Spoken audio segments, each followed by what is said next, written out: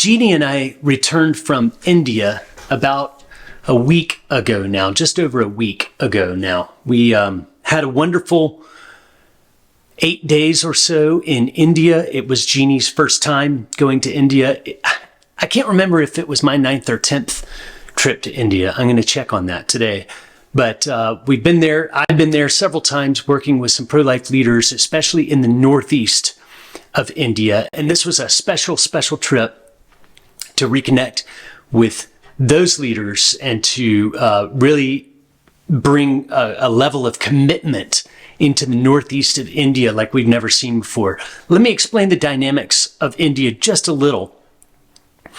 Unlike China, where you've got a vast country with just an unbelievable, unfathomable number of people in China, but they all speak the same language, except for the minority groups. For the most part, from one end of the country to the other, they are unified by language. They are unified by a political system. They are unified by a culture in China. If you visit a house church in Southeast China and you visit a house church in Northwest China, the differences are going to be small between those churches for the most part.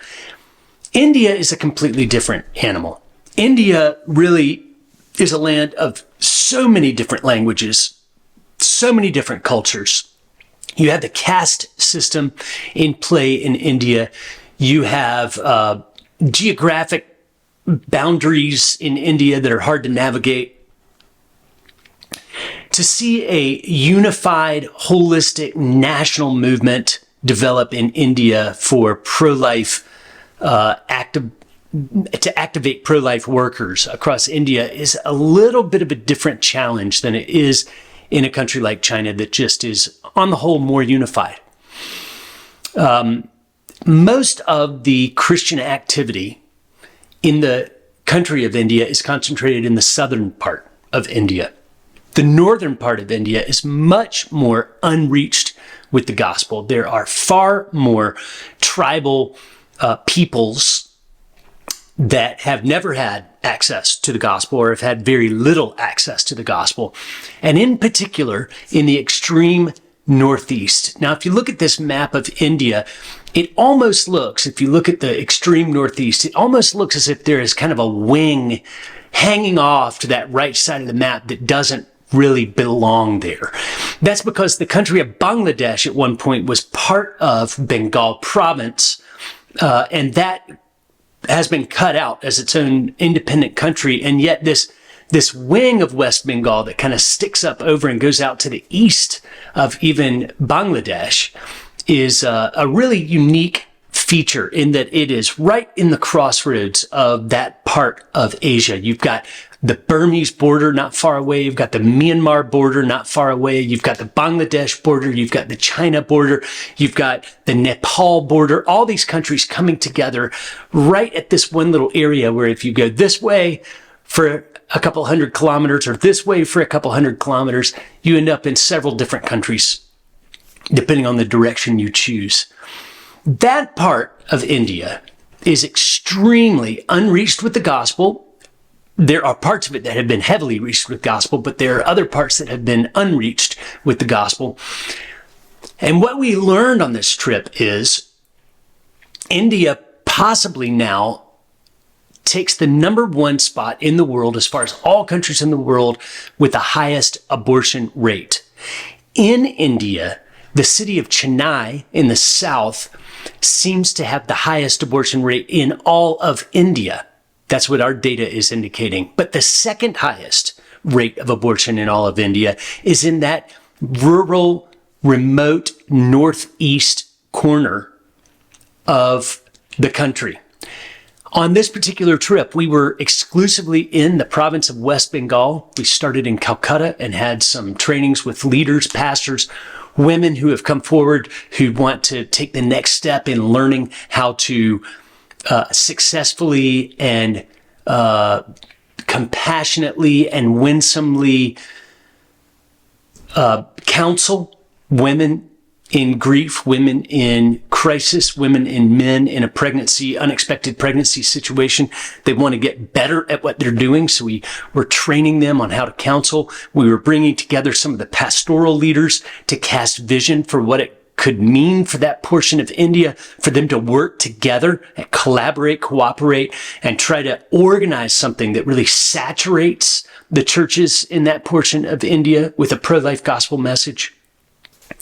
But then we also went up into the extreme northeast, into Assam, where there are more restrictions of movement. There is more, it draws more attention for foreigners to be up in that area. We were able to work with some leaders in that area, but we also got to take a day to do some touristy type of things. We rode a cable car across a river and we went to a museum.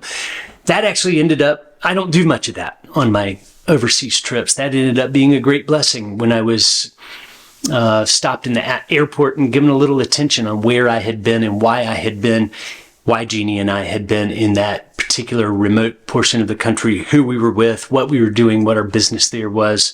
We were there on tourist visas and we were doing some touristy things on our final day. So it was a real blessing to be able to say that we had enjoyed some of the tourist sites on our tourist visa and that we looked forward to another trip into that portion of the country.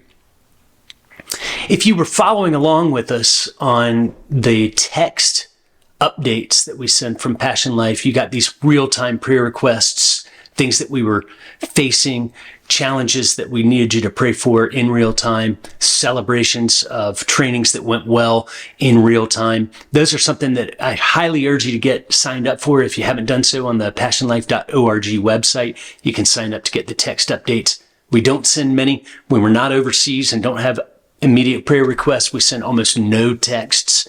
So it's not something that bombards your phone every day unless we're out on a trip and we're looking for prayer. Thank you for praying us through this trip. It was an excellent, excellent opportunity to meet with leaders who have a vision for bringing all of the pro-life work that exists in India into a funnel stream of focus, cooperation, collaborative effort. I learned a few things about India. Number one, the pro-life work in India is really in its infancy, and that it's okay to be patient at this time with where India is in its pro-life work.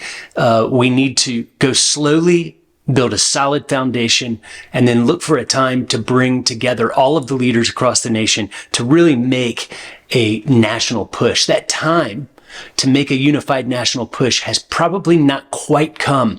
We have a little more foundation building to do, but that's something that you can pray for us on as we continue to work in India. Because of the statistics that say India is so high in abortion, and because of the statistics that tell us that Chennai and this northeast region are so high in abortion, we're going to keep doubling down on India. We're going to keep it right at the top of our list of priorities in Passion Life, because that is what we do. We find the areas where the need is the greatest, and we work with the churches to bring life-saving help in a life-changing way, as John so often says.